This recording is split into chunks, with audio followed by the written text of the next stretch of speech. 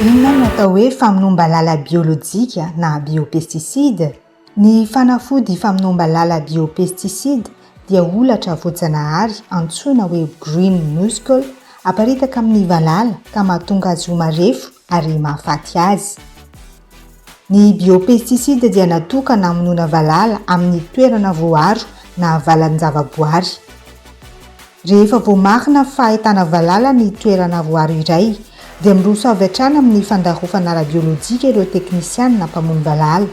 Inona avy ary ireo ndigana arahina amin'izany? Voalohany indrindra dia mila mampifangaro ny green muscle amin'ny solika gazoil.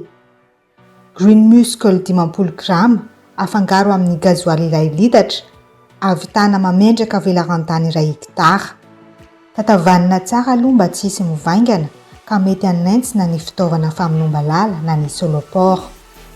Rehefa mifangaro tsara ny ranom-panafody dia afaka ampidirina ao anaty fitaovana ary miroso avy hatrany amin'ny fandarofana.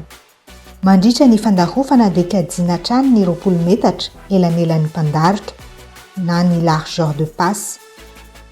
Rehefa vita izay dia mila jerena ihany koa ny tapa ahafatesan'ny valala.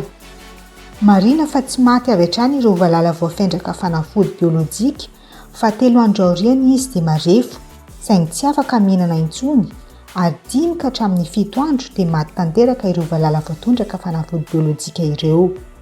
Inona ny tombotsoa azo amin'ny fampiasana fanafody biolojika? Ny valala voatondraka ny métarizium na green muscle dia azo hanina, tsy ohatra ny produit chimique.